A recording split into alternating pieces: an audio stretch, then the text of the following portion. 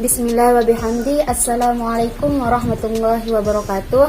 Perkenalkan, nama saya Ani Khalida dari program studi pendidikan guru sekolah dasar Fakultas Ilmu Pendidikan Universitas Hamzanwadi. Baik, kali ini saya akan menjelaskan sedikit tentang epistemologi pendidikan. Baik, poin yang pertama yaitu tentang pengertian epistemologi dan ruang lingkup epistemologi. Yang pertama, pengertian epistemologi pendidikan. Istilah epistemologi pendidikan berasal dari bahasa Yunani, yaitu episteme yang berarti pengetahuan dan logos berarti teori. Dengan demikian, epistemologi secara etimologi berarti teori pengetahuan. Dalam rumusan yang lebih rinci disebutkan bahwa epistemologi merupakan salah satu cabang filsafat yang mengkaji secara mendalam dan radikal tentang asal mula pengetahuan, struktur, metode, dan validitas pengetahuan, dan epistemologi merupakan disiplin ilmu yang bersifat evaluatif, normatif, dan kritis. Sedangkan epistemologi menurut para ahli yaitu yang pertama Abdul Munir Mulkan, segala macam bentuk aktivitas dan pemikiran manusia yang selalu mempertanyakan dari mana asal muasal ilmu pengetahuan itu diperoleh. Yang kedua Mujamil Komar, bagian ilmu filsafat yang secara khusus dipelajari dan menentukan arah dan kodrat pengetahuan. Yang keempat yaitu Ahmad Hari Zubair, suatu ilmu yang secara khusus mempelajari dan mempersoalkan secara dalam mengenai apa itu pengetahuan, di mana pengetahuan itu diperoleh, serta bagaimana cara memperolehnya. Yang kelima, Jujun S. Surya Sumantri, arah berpikir manusia dalam menemukan dan memperoleh suatu ilmu pengetahuan dengan menggunakan kemampuan rasio. Yang kedua, ruang lingkup epistemologi. Terdapat beberapa pendapat mengenai ruang lingkup epistemologi, yaitu yang pertama Muhammad Arifin mengatakan bahwa ruang lingkup epistemologi meliputi hakikat, sumber, dan validitas pengetahuan. Yang kedua Mudor Ahmad merinci menjadi 6 aspek, yaitu hakikat, unsur, macam, tumpuan, dan sasaran pengetahuan. Yang ketiga A.M. Saifuddin menyebutkan bahwa epistemologi mencakup pertanyaan yang harus dijawab. Apakah ilmu itu? Dari mana asalnya? Apa sumbernya? Apa hakikatnya? Bagaimana ilmu yang tepat dan benar? Apa yang kita ketahui dan sampai di manakah batasnya? Selanjutnya, bagian yang kedua yaitu objek dan tujuan epistemologi. Menurut Jujun S. Surya Sumantri, salah satu tokoh filsafat Indonesia, objek epistemologi merupakan segala proses yang terlibat untuk memperoleh pengetahuan, di mana di dalamnya terdapat usaha kita dalam melakukan proses tersebut. Proses ini kemudian menjadi sasaran teori pengetahuan dan berfungsi untuk mencapai tujuan yang dibuat.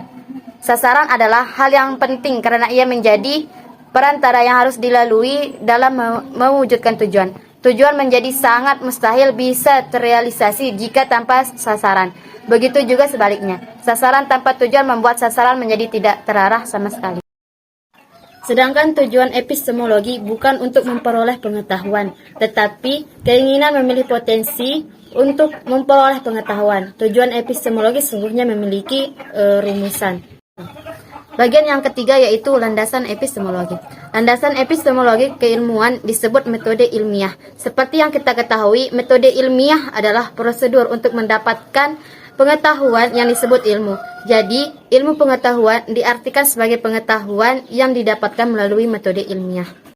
Poin yang keempat yaitu epistemologi menurut pandangan beragam aliran filsafat dunia. Epistemologi memiliki sudut pandang yang beragam. Yang pertama itu epistemologi idealisme. Pada sudut pandang idealisme, epistemologi menghendaki kurikulum yang digunakan dalam pendidikan untuk lebih fokus pada isi cerita objektif. Dalam artian, kurikulum tersebut menyediakan pengalaman belajar yang sebanyak-banyaknya dan berasal dari jenis yang beragam. Poin yang kedua yaitu epistemologi realisme. Pada sudut pandang realisme, epistemologi menghendaki bahwa menanamkan pengetahuan tertentu pada anak yang sedang tumbuh dan berkembang merupakan tugas terpenting di sekolah. Yang ketiga yaitu epistemologi pragmatisme. Pada sudut pandang pragmatisme, epistemologi yang dianut adalah pengetahuan yang ditemukan harus membawa perubahan bagi kehidupan manusia. Yang keempat, epistemologi eksistensialisme. Pada sudut pandang eksistensialisme, epistemologi merupakan sebuah eksistensi yang dipilih dalam kebebasan. Dan yang terakhir yaitu fungsi epistemologi dalam dunia pendidikan. Setelah kita merangkum penjelasan tentang pengertian epistemologi dan berbagai macam aliran pemahamannya, kita semakin yakin bahwa epistemologi memiliki peran yang sangat penting dalam dunia pendidikan. Hal ini dikarenakan epistemologi merupakan induk dari temuan ilmu pengetahuan yang telah tercipta. Dan dalam dunia pendidikan, ilmu pengetahuan merupakan bekal yang diberikan pengajar kepada peserta didik, lalu diberikan lagi kepada generasi selanjutnya di masa mendatang.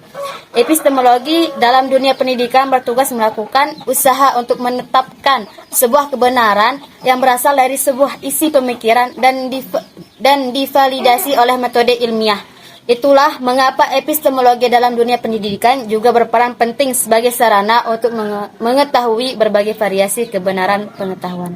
Dapat disimpulkan, epistemologi adalah cabang filsafat untuk menghasilkan proses melahirkan ilmu, sedangkan pendidikan merupakan wadah bagi manusia untuk mengakses ilmu. Pendidikan tidak bisa dilaksanakan berdasarkan pengalaman saja, tetapi perlu dilakukan kajian yang mendasar untuk menciptakan sebuah sistem pendidikan yang sempurna.